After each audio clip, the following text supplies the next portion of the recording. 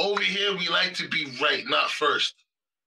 So with the Brian Flores, last week, Tuesday, same time Tom Brady retires, he drops the lawsuit on the NFL saying that they're colluding, or better yet, for lack of better words, they're manipulating it and using the Rooney Rule as a check mark, a checklist, something to check off the list. So the existence of the Rooney Rule, in which every team must interview at least 2 external minority candidates for an open head coaching position. Doug, how does that rule impact a lawsuit like this? Well, I think the intentions of the Rooney Rule were right. It was trying to get more of these owners to interview qualified black candidates.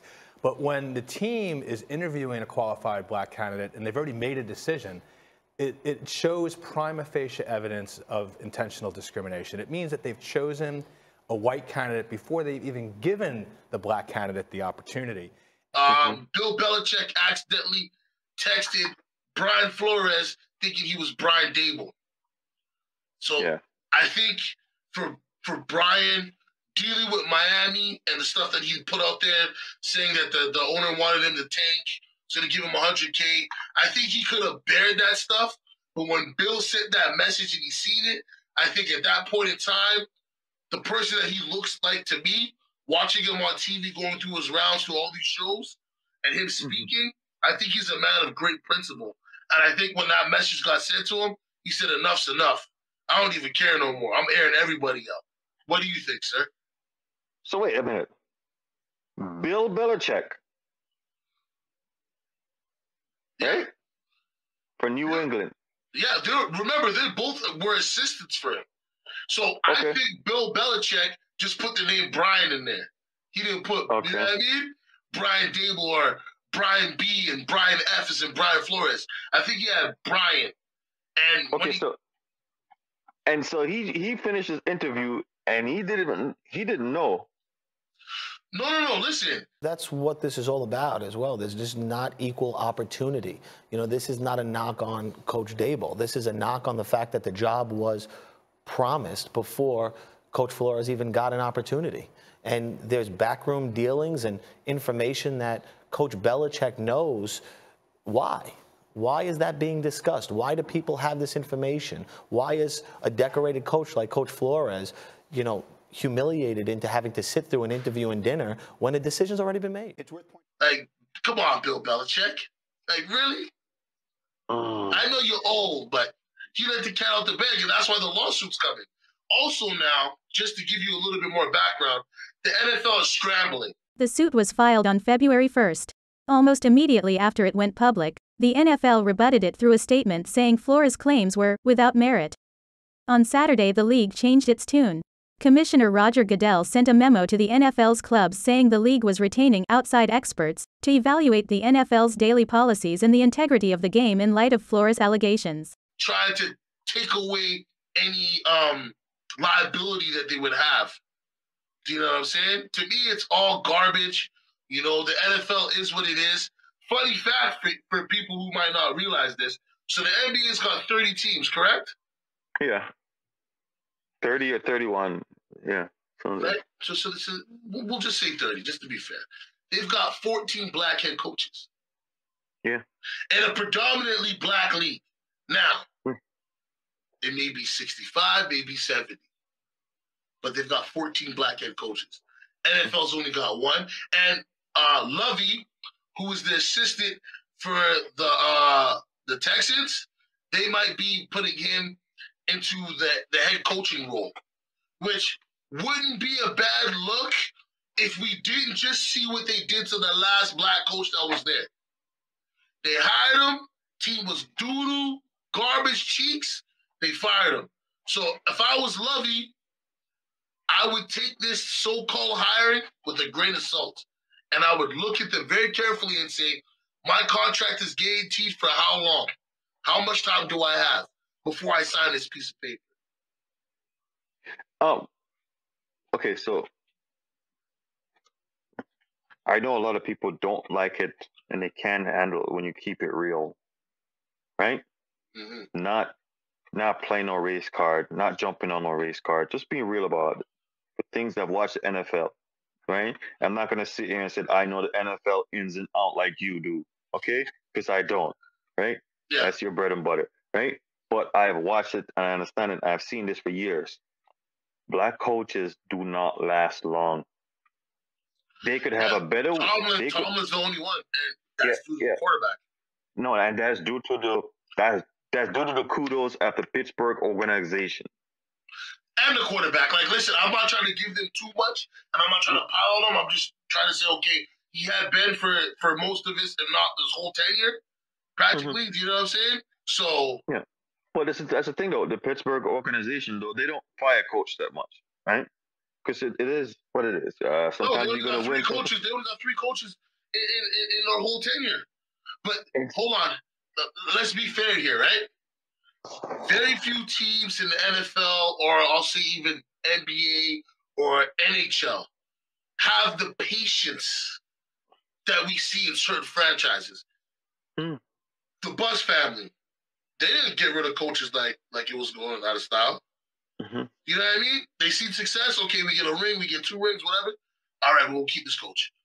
The Patriots, if Bill Belichick doesn't have the freedom to be the GM and the coach, who's to say that they have that success? Oh, don't I didn't stop. I'm not gonna stop there. Don't forget about Robert Kraft not sticking his nose in everything. Oh, let's not forget having a 6th-round pick that turns out to be the GOAT of quarterbacks. It's very rare. You look at Joe Montana, Bill Walsh. Very rare that, you know what I mean? So you're telling Jerry Jones should take some lessons from that. Yeah. Yo, God came to me in a dream and he told me to tell you to shut up. You say that's God, that's God's arena or God's stadium, whatever. God's looking down. When he came to me, Jerry Jones, and in my dream he told me to tell you to shut up. Okay. Yeah, facts. But back to my point, though, I'm saying is like they could have better records for 3 seasons in a row than some of the quarterbacks, but for some reason they always go. I mean, better than coach. My apologies. Yeah, right? Okay. And they always get to go. They don't last long. I mean, it's very rare. I mean, listen, man, it is what it is. In the NFL, it is what it is, right? People can get up mad about it. You can deny it as much as you want, but it is what it is. Now, I can be extremely upset about coaches, but my real question, and this is for the viewers, okay? This might be turned into a snippet. It might not be, but sorry, there's something in my left eye just driving me crazy. I don't care about having black coaches. You know what I care about? Having black owners. Because I was having this conversation with somebody the other day. I'm going to bring it up again. People hire who they're most comfortable with. These white owners, most of their staff is going to be white. It's just a fact. If it was a black owner, majority of the staff would be black. If it was a Latino owner, most of the staff would be Latino. Now, yes, they're going to have, for those people, they might have more diversity because they're not worried or scared about losing their power. But the fact is, people are going to hire what they're most comfortable with. And when you only have one minority, I'm not counting the white lady. I'm sorry. I don't mean to be that guy. I'm just saying the woman from New Orleans, I'm not counting her. I'm just counting Khan. When you only have one person of color, one person who's a minority in the good old boys club, things are going to run as they usually do. So before we start talking about coaches and GMs, we already got players. How about we get some ownership? You're telling me that Jay-Z and these guys can't band together and be my majority owners of a franchise and turn things around? Have those people in those places? I mean, is it that easy for them just because they have money? Like you said, good old boys club. There's a lot of politics in it, and you can have as much money as you have. But can you get it? Here's the thing, though, right? If enough people are going for it who are black, and they go and just give it to the white guy just cause, it puts out even more of the hypocrisy of what they're talking about it being stop racism, we care, all this extra stuff that they've been trying to doll up and put out there for us, right? Well, you see me, I kind of have a different perspective and a view on the owners that's gonna hire who you're comfortable with. For me, I don't really rock with it. I think you should always hire the person that's well fitted for the job, and it doesn't matter if that person is Asian, African, Latino. It doesn't matter. It's the person that's more qualified for it. And what you said, it takes some thing, because sometimes you might skip over a person that's so much more qualified, and you might skip over them. And if you're a black owner, then you're gonna hire somebody because they're black, right? Of course. So it's a two-way street there. It's a very two-way street. So for me, it's like, just hire the person that's more qualified.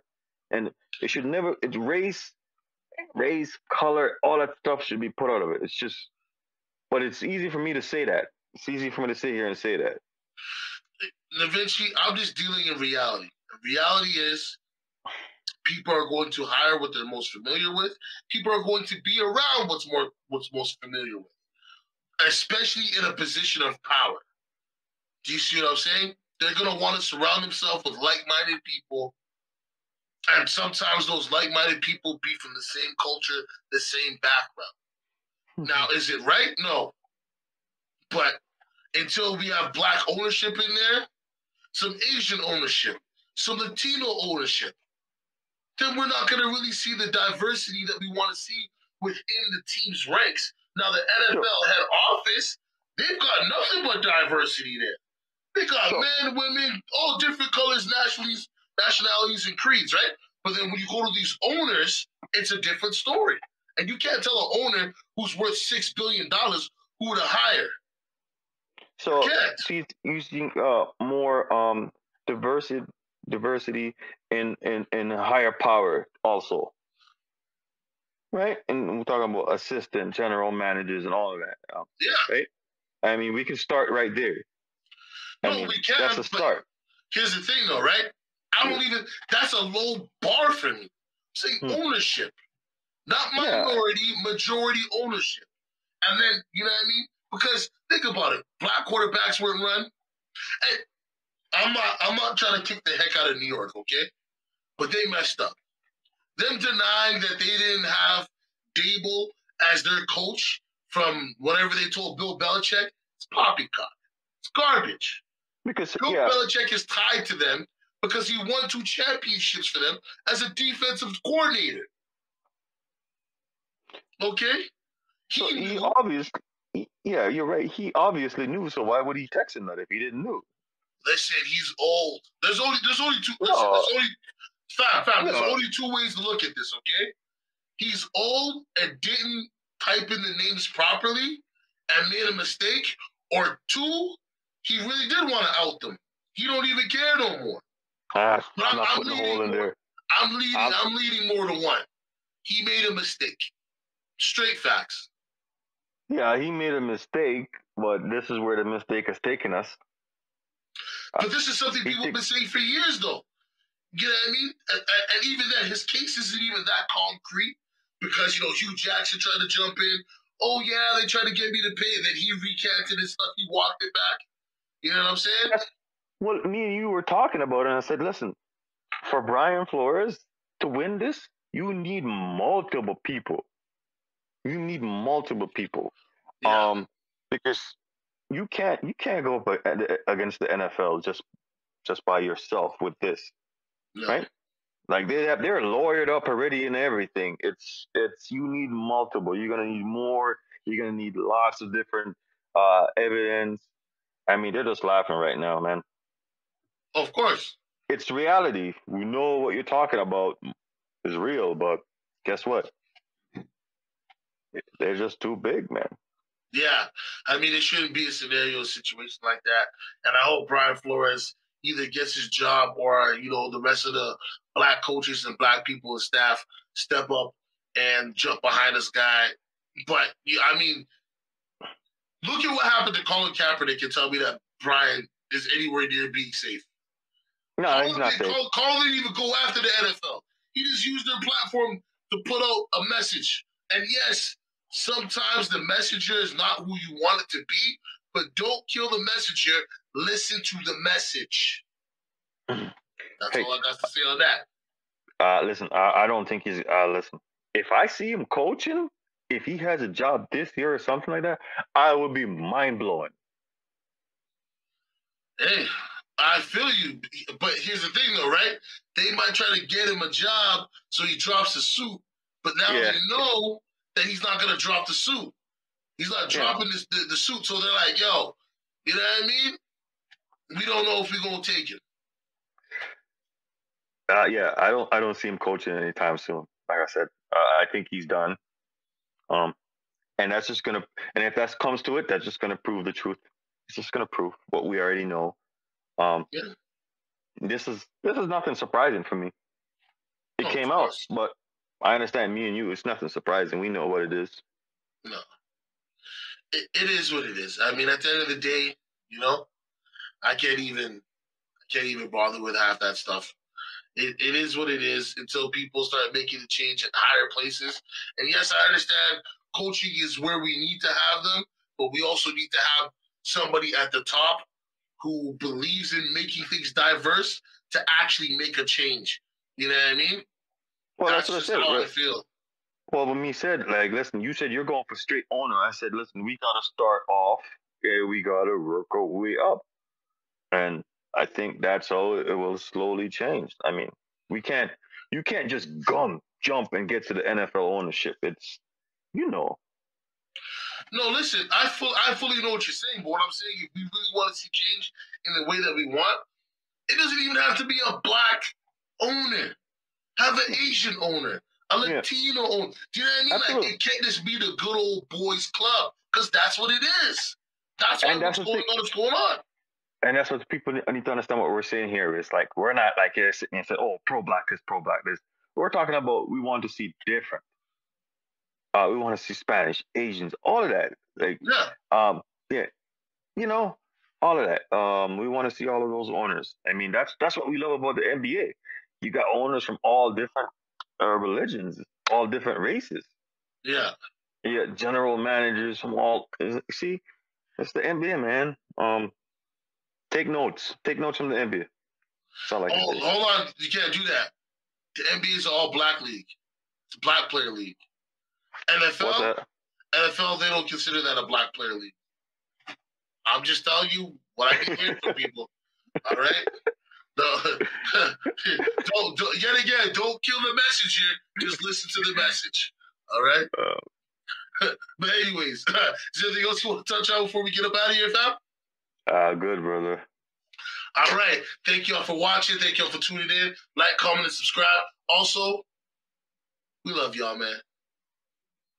Yo, hit them like buttons, jump in the comments, let us know we're wrong, educate us on certain things we don't know, because listen, we don't know everything. We're willing to learn always. For sure, for sure. All right, it's your guy KECG, the man with the plan, the host of the most Yawa, and Manila. Oh, my brother's tired, man. Yo, it's your boy Da Vinci. Starve the ego, feed the soul. Till next time, people. Easy.